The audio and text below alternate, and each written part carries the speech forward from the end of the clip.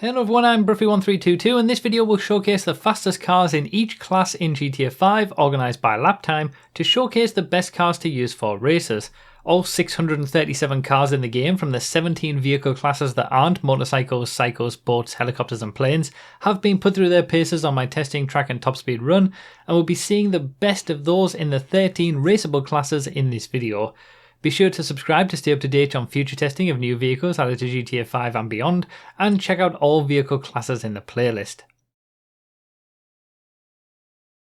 This video is supported by my wonderful patrons on Patreon. Check out patreon.com/Bruffy1322 to directly support this work and find out all the perks you can get by doing so, including early car testing info and early access to these testing videos. So as we see the Sadler first up, which remains the only 2013 vehicle to still top a class list out of raceable classes anyway, it's important for me to let you know that the intro video to this series, which is linked in the description and pinned comment, likely answers any questions you have about this testing.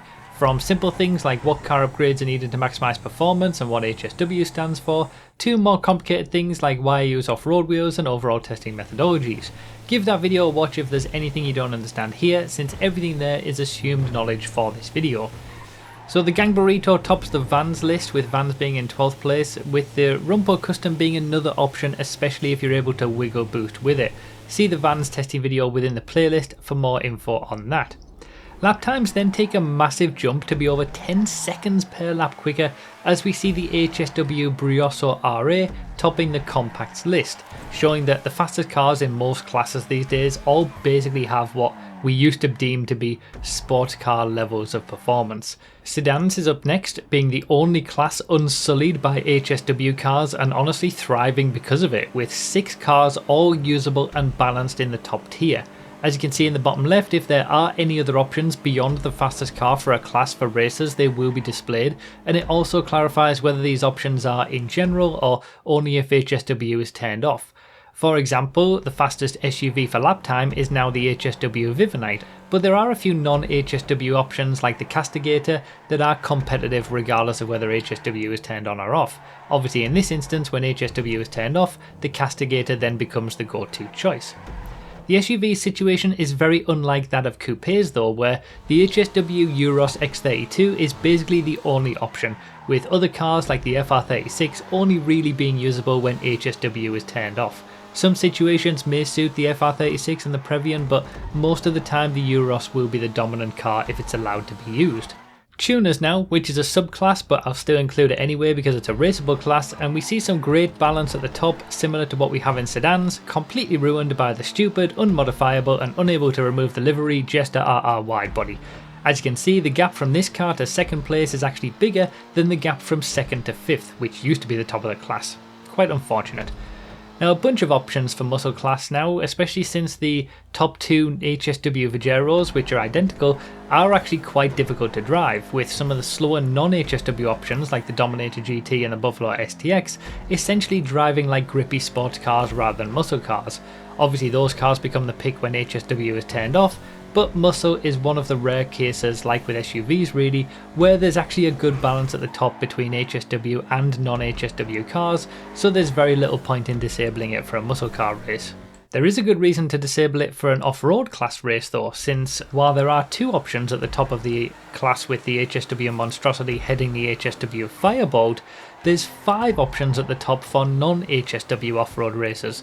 The Droga is generally the quickest but has really poor top speed, allowing some of the other vehicles in that bottom left to have a chance, obviously also depending on the terrain and what kind of off-road race you're doing, but remember you can also race off-road cars on regular tracks.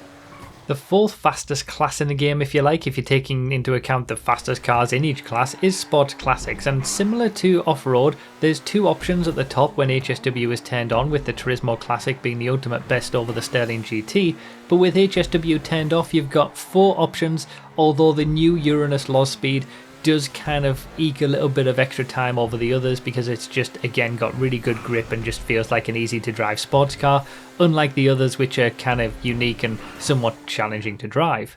3rd place now is the sports class, and it's kind of crazy how the fastest sports car and the fastest supercars are so close together for lap time. But when you consider that the Niobe here has a 15 mph top speed advantage over what we'll see for the top supercar, and a 40 mph advantage over the number 1 top car, it's easy to see why it's just overall the quickest car in the game for most situations. The number 1 fastest sports car gets a lap time of 55.3. When HSW is turned off, you're kind of looking at the Italy GTO and the non-HSW Niobe, which you'd obviously just get if you own one and HSW is turned off for a race. So Weaponized Ignis is in second place, or puts the supercars class in second place. And again, there's kind of 2 options at the top with HSW turned on, but for supercar racers when HSW is turned off, you immediately double that to 4 options, with the Emirates heading the Turismo Omaggio, Weaponized Ignis and Krieger, which are all very quick in their own right. They just can't really handle obviously the HSW top speeds, but you know, certainly when HSW is turned off for supercar racers, you get a really close battle between those 4 cars that are all very close together, only 3/10 separating those 4. Obviously HSW goes quite a bit quicker than that. But the number 1 fastest class is of course the open wheel class, with the BR8 going significantly quicker than basically everything else. There's no other options to use for open wheel races.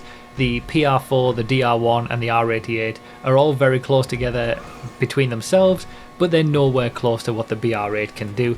With a 54.5 second lap time, it's just far and away quicker than anything else.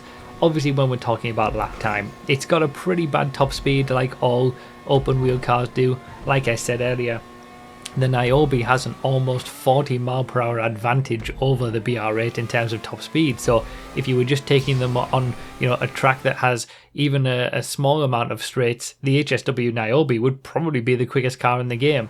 But yeah, it's all just based on situation and variance of tracks. And yeah, like I said, it's kind of crazy how quick the fastest supercar and the fastest sports cars are.